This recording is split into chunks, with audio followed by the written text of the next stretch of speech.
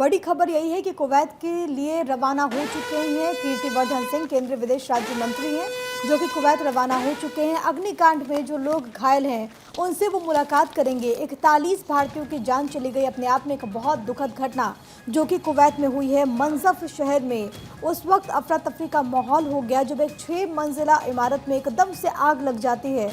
वहाँ पर जो मजदूर थे, जो कि इनमें से अधिकांश क्योंकि भारत के रहने वाले थे, वो वहाँ पर रहकर काम कर रहे थे, उनमें से कईयों की जान चली गई। 41 लोगों की मौत हुई है। इसके अलावा कुल जो आंकड़ा है, जो कि अलग अलग देशों से जो लोग काम कर रहे थे वहाँ पर मौजूद थे, उनकी संख्या 49 है।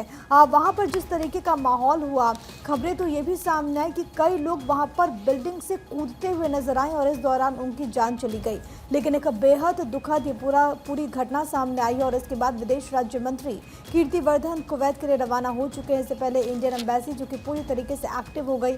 इससे पहले मैं आपको बता रही थी कि बाकायदा एक हेल्पलाइन नंबर जारी किया गया है। जो इंडियंस वहाँ पर फंसे हुए हैं, जो इंडियंस जो कि जख्मी हुए हैं, जो झुलसे हैं, उनके फैमिली के लिए भी ये नंबर जारी हुआ है और कहा गया है कि किसी भी ऐसे सिचुएशन में वो उस नंबर पर फ़ोन करके, कॉल करके जानकारी हासिल कर सकते हैं, क्योंकि एक बेहद दुखद घटना। संवेदनाएं जाहिर की गई प्रधानमंत्री की तरफ से भी। विदेश मंत्री एस जयशंकर ने भी इसको लेकर के अपनी प्रतिक्रिया दी थी और ये कहा था कि विदेश मंत्रालय इसको लेकर के पूरी तरीके से एक्टिव हो चुका है। वहाँ पर जो भारतीय राजदूत हैं वो कल ही के दिन पहुँच गए थे घटनास्थल पर और उसके बाद अब जो जानकारी है वो ये कि यहाँ पर केंद्रीय विदेश राज्य मंत्री कीर्तिवर्धन सिंह भी पहुंचने वाले हैं। कुवैत के लिए उनकी रवानगी हो चुकी है। तो भारतीयों के शव को बिना किसी कठिनाई के भारत लाना सुनिश्चित करना उनका जाकर सबसे पहले ये काम होगा। आगे बढ़ेंगे, बात ओडिशा की होगी। जगन्नाथ मंदिर के चारों प्रवेश द्वार खोल दिए गए। सभी मंत्रियों की मौजूदगी में ये द्वार खोले गए हैं। जगन्नाथ मंदिर के लिए 500 करोड़ के फंड को भी मंजूरी मिली है। पहली कैबिनेट की बैठक हुई। पहली कैबिनेट की बैठक में बड़ा ये फैसला लिया गया और चारों द्वारों को खोला गया, क्योंकि अब जो श्रद्धालु हैं जो वहां पहुंचेंगे उनको आसानी से और जल्दी दर्शन अब हो सकेंगे।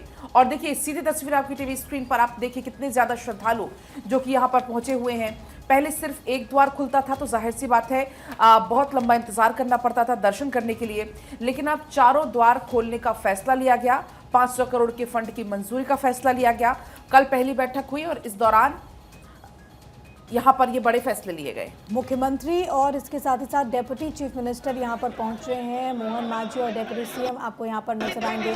इसके अलावा प्रतिभा पाटिल डेप्यूटी सीएम है वो वहाँ पर मौजूद हैं। केवी सिंह वहाँ पर जो राज परिवार से ताल्लुक़ रखते हैं और इस बार उन्हें उप मुख्यमंत्री के तौर पर जिम्मेदारी दी गई है, वो यहाँ पर मौजूद हैं। मंत्रिमंडल के जो बाकी बड़े चेहरे हैं वो यहाँ पर पहुँचे हुए हैं। ये तस्वीर अपने आप में बेहद ज़्यादा महत्वपूर्ण है। पूरा का पूरा जो कैबिनेट है वो इस वक्त वहाँ पर मौजूद है। और जिस बात की जानकारी पलक आप दे रही थी कि मैनिफेस्टो में भी ये वादा किया गया था, पहले एक द्वार से खुलता था और अब चारों प्रवेश द्वार खोल दिए गए हैं। बिल्कुल, ये तस्वीरें भी आप यहाँ पर देख पाएंगे, कितनी संख्या में श्रद्धालु यहाँ पर दर्शन के लिए पहुंचे हुए हैं। 500 करोड़ के फंड को मंजूरी मिली है। ओडिशा की मांझी सरकार की पहली कल कैबिनेट की बैठक हुई और इसमें मंदिर के रखरखाव के लिए 500 करोड़ के कोष की स्थापना की जाएगी। मंदिर से जुड़े हुए इन दोनों ही प्रस्ताव को न सिर्फ मंजूरी दी गई, बल्कि बुधवार की रात में ही सीएम अपने मंत्रिमंडल के पास पहुंच गए थे। मंत्रिमंडल के साथ वहां पहुंचे हुए थे मंदिर। और अभी की लाइव तस्वीरें हैं जब अभी द्वार खुलने के दौरान ही आज सुबह सुबह सीएम पहुंचे हुए हैं, डिप्टी सीएम यहां पर पहुंचे हुए हैं। आपको याद होगा कि बीजेपी ने अपने चुनावी घोषणा पत्र में जगन्नाथ मंदिर के चारों द्वार खोलने का वादा किया था, क्योंकि ये द्वार कोरोना काल से बंद चले आ रहे थे। कोरोना काल के पहले हालांकि चारों द्वार खोलते थे, लेकिन सोशल डिस्टेंस मेंटेन करने के लिए कोरोना काल के चलते इसको बंद करना पड़ा था और तभी से श्रद्धालु काफ़ी ज़्यादा परेशान थे। अब श्रद्धालुओं को चारों द्वार से एंट्री मिल सकेगी और इससे अब जाहिर सी बात है कि भीड़ भाड़ का नियंत्रण भी आसानी से हो सकेगा। लेकिन तस्वीरें आप देखिए, संबित पात्रा भी आपको इसमें नजर आ जाएंगे। सीएम यहाँ पर मौजूद हैं, इसके अलावा डिप्टी सीएम यहाँ पर मौजूद हैं। तो कल सीएम मांझी की अध्यक्षता में पहली कैबिनेट की बैठक हुई और पहली कैबिनेट की बैठक में घोषणा पत्र में किए गए वादों पर काम करना भी अब शुरू हो चुका है। तो ओडिशा में आदिवासी नेता मोहन चरण मांझी ने बुधवार को भाजपा के पहले मुख्यमंत्री के रूप में शपथ ली और कोस्टल स्टेट्स में से एक ओडिशा में पहली बार बीजेपी की सरकार। और देखिए कैबिनेट की बैठक शपथ ग्रहण के बाद पहली कैबिनेट की बैठक जिसमें ये महत्वपूर्ण फैसला लिया गया था कि चारों द्वार जो है जगन्नाथ मंदिर के वो खोले जाएंगे। और फिलहाल ये एक्सक्लूसिव और लाइव तस्वीरें आपकी स्क्रीन पर, जहां ओडिशा के सीएम और सभी मंत्री मौजूद हैं और जगन्नाथ मंदिर के लिए 500 करोड़ के फंड की मंजूरी और साथ ही साथ चारों जो द्वार है वो खुल चुके हैं। बढ़ते खबरों में आगे और अगली बड़ी खबर, तमाम आप अखबारों को उठा ले, बीते दिन जिस तरह से कुवैत में हादसा हुआ, आग लगी, उसका जिक्र है। कुवैत में 6 मंजिला मलयाली इमारत में भीषण आग लग गई। हादसे में 41 भारतीय समेत 39 लोगों की जान चली गई। प्रधानमंत्री नरेंद्र मोदी ने इस हादसे पर दुख व्यक्त किया है और पूरी जानकारी पर लगातार पीएम नरेंद्र मोदी नजर बनाए हुए। देखिए 40 से अधिक भारतीय मजदूरों की मौत हो गई, अधिकतर केरल और तमिलनाडु के हैं। बात करें इसमें तो कुवैत के दक्षिणी अहमदी गवर्नरेट के मगम्फ क्षेत्र में 6 मंजिला इमारत की रसोई में भीषण आग लग गई। और देखिए जो जानकारी इसमें दी गई है, इमारत में एक ही कंपनी के लगभग 200 मजदूर रहते थे और हादसे में मरने वालों के अधिकतर केरल, तमिलनाडु, उत्तर भारतीय राज्यों के भारतीय नागरिक शामिल हैं, जिनकी उम्र जो है वो 20 से 50 साल के बीच थी। भारतीय राजदूत आदर्श ने घटनास्थल का दौरा किया है। वे उन अस्पतालों में भी गए जहां झुलसे लोगों को भर्ती कराया गया है। दूतावास की ओर से घायलों को इलाज के लिए हर मदद का ऐलान भी किया जा रहा है। साथ ही साथ हेल्पलाइन नंबर भी जारी कर दिया गया है। और इस पूरे मामले पर देखिए प्रधानमंत्री नरेंद्र मोदी लगातार नजर बनाए हुए। प्रीति, बिल्कुल लगातार इस पूरे घटनाक्रम पर प्रधानमंत्री नजर बनाए हुए हैं। तो वहीं कुवैत अग्निकांड पर पीएम मोदी ने एक रिव्यू मीटिंग भी की है। पीएम ने किया है मुआवजे का ऐलान। प्रधानमंत्री राहत कोष से 2-2 लाख रुपए मुआवजा राशि देने का ऐलान किया गया है।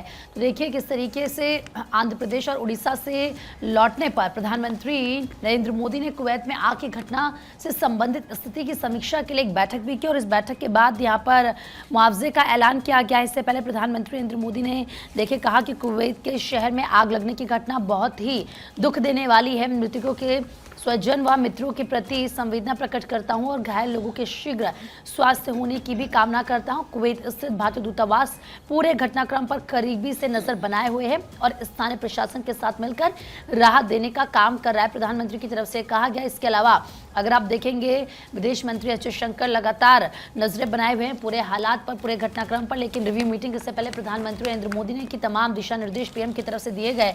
इसके अलावा जयशंकर ने भी कुवैती समकक्ष से बात की है।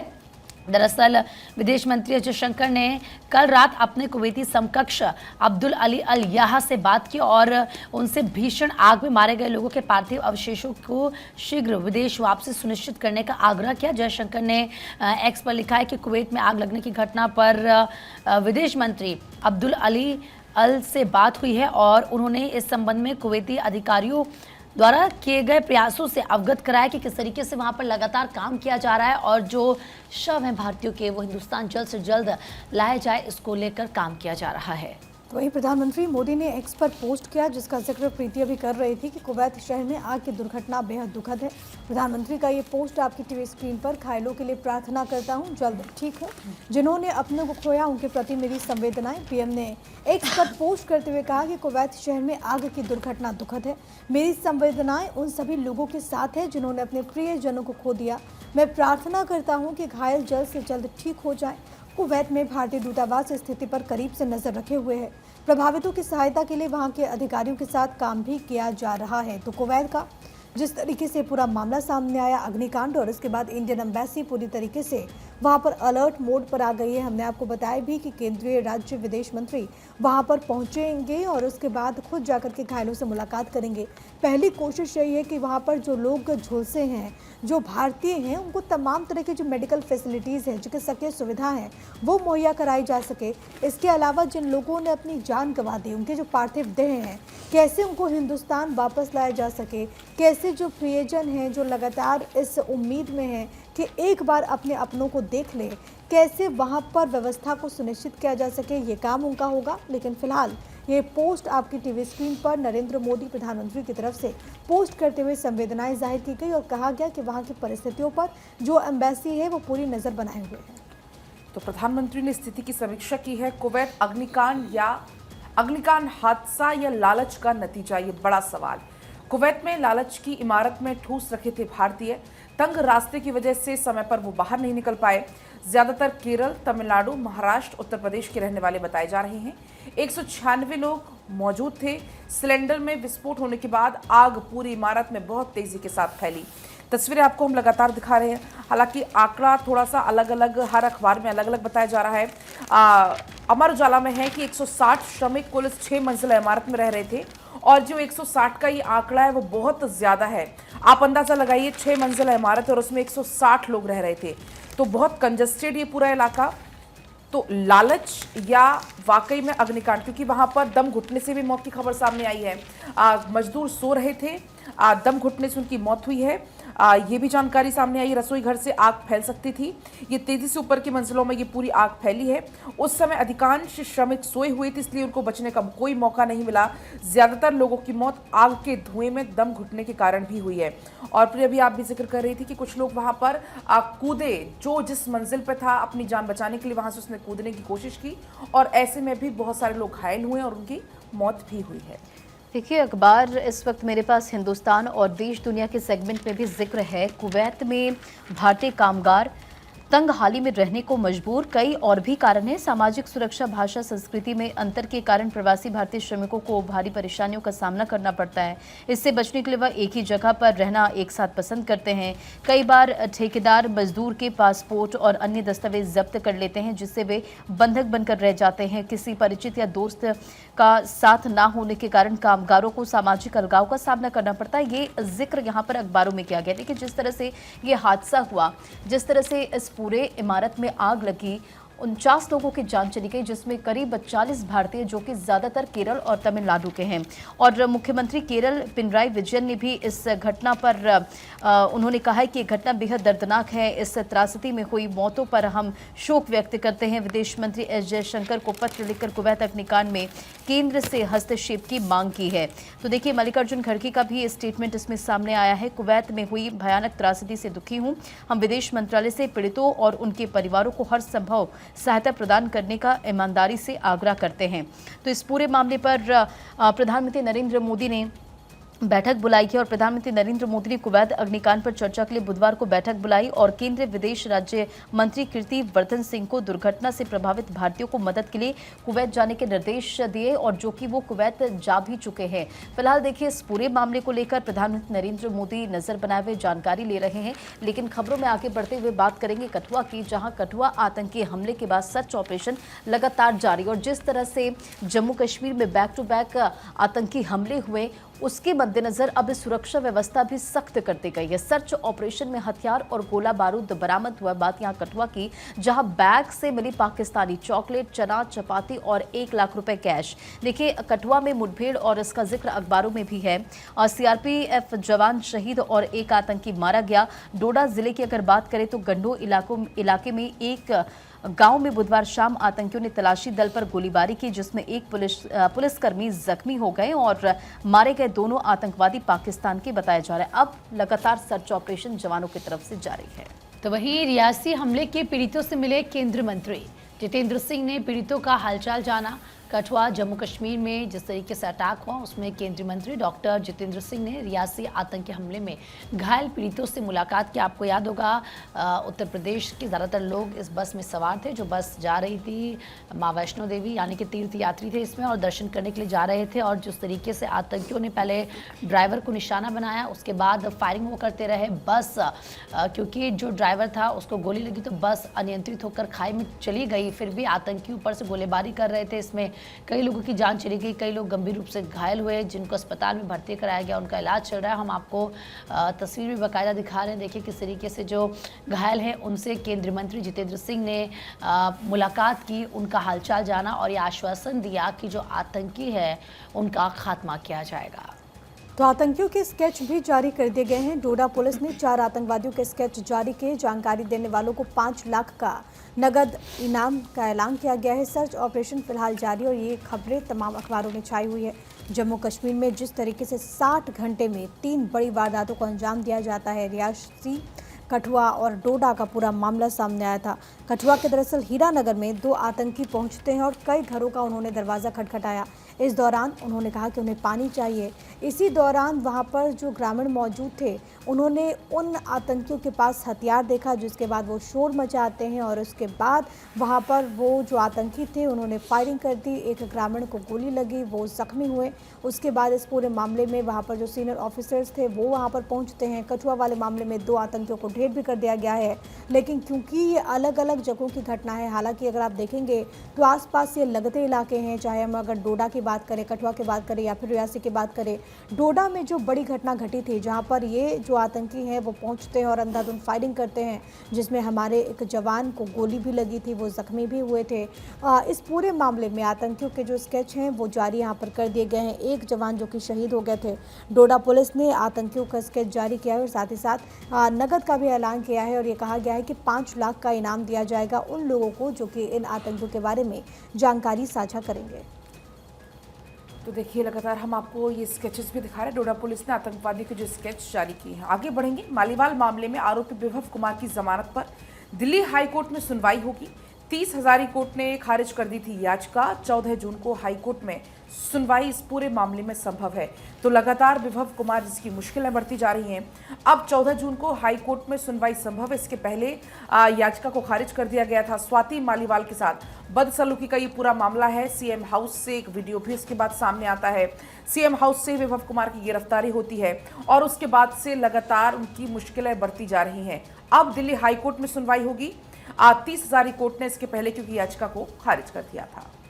बढ़ते खबरों में आगे बात मध्य प्रदेश के सीहोर की करते, जहां तेज रफ्तार का कहर देखने को मिला। यात्रियों से भरी बस पलट गई और 4 लोगों की दर्दनाक मौत की खबर है।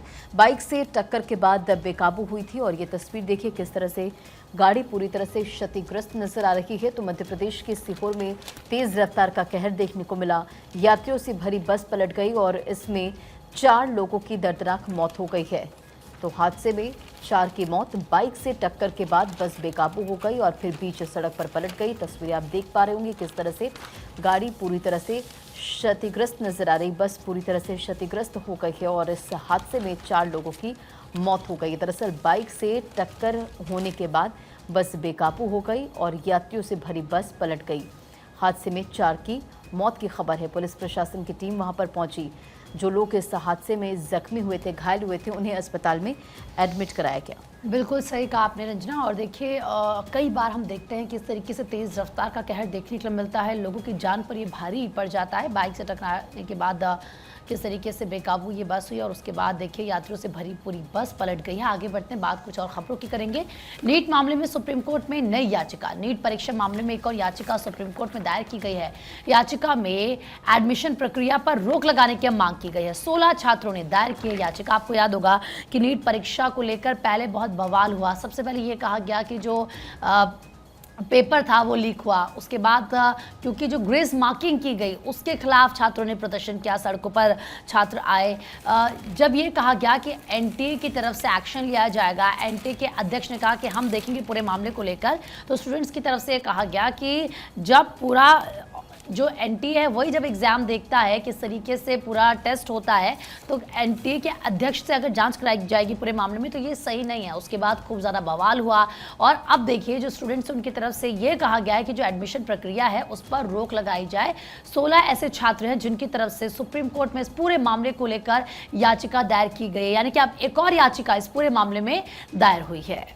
एडमिशन प्रक्रिया पर रोक लगाने की मांग की गई है। इससे पहले आपको याद होगा कि सुप्रीम कोर्ट की तरफ से जो काउंसलिंग पर रोक लगाने की मांग की गई थी और परीक्षा परिणाम को रद्द करने की मांग की गई थी, वो याचिका को सुप्रीम कोर्ट ने खारिज कर दिया था। अब एक नई याचिका दायर की गई। अब देखना होगा कि सर्वोच्च अदालत का क्या फैसला होता है, क्योंकि नीट के जो स्टूडेंट्स हैं वो लगातार सड़कों पर है और उनका यही कहना कि परीक्षा दोबारा से हो। और अब बात होगी कोर्ट में आज कौन कौन से केस जिस पर सुनवाई होने वाली है। पहला मामला है दिल्ली जल संकट का मामला। दिल्ली सरकार की याचिका पर सुप्रीम कोर्ट में सुनवाई होनी है। जस्टिस प्रशांत कुमार मिश्रा और जस्टिस प्रसन्ना भालचंद्र वर्ले की वैकेशन बेंच इस मामले में सुनवाई करेगी। दूसरा मामला सांसद स्वाति मालीवाल के साथ बदसलूकी का मामला, जिसमें विभव कुमार की जमानत पर जल्द सुनवाई की मांग वाली याचिका पर सुनवाई होनी है। दिल्ली हाईकोर्ट की वैकेशन बेंच इस मामले में सुनवाई कर सकती है, सुनवाई की मांग करेगी। तीसरा मामला है नीट परीक्षा में ग्रेस मार्क्स देने का मामला। ग्रेस मार्क्स देने के एनटीए के निर्णय के खिलाफ 2 याचिकाओं पर सुनवाई संभव। सुप्रीम कोर्ट की वैकेशन बेंच इसमें सुनवाई करेगी। चौथा मामला लैंड स्कैम केस, जिसमें हेमंत सोरेन की जमानत याचिका पर झारखंड हाईकोर्ट में सुनवाई दोपहर के 3 बजे होगी। पांचवा मामला बच्चों के अस्पताल में जो आग लगी थी, नवजात बच्चों के शिशुओं की मौत के मामले में गिरफ्तार निजी अस्पताल के मालिक डॉक्टर नवीन खिची और डॉक्टर आकाश को न्यायिक हिरासत खत्म होने के कड़कड़डूमा कोर्ट में पेश किया जाएगा। तो ये तमाम वो मामले हैं जिस पर आज सुनवाई होगी, अलग अलग कोर्ट में सुनवाई होगी, जिसमें एक मामला विभव कुमार से जुड़ा हुआ भी है। विभव कुमार की जमानत पर दिल्ली हाईकोर्ट सुनवाई करेगा।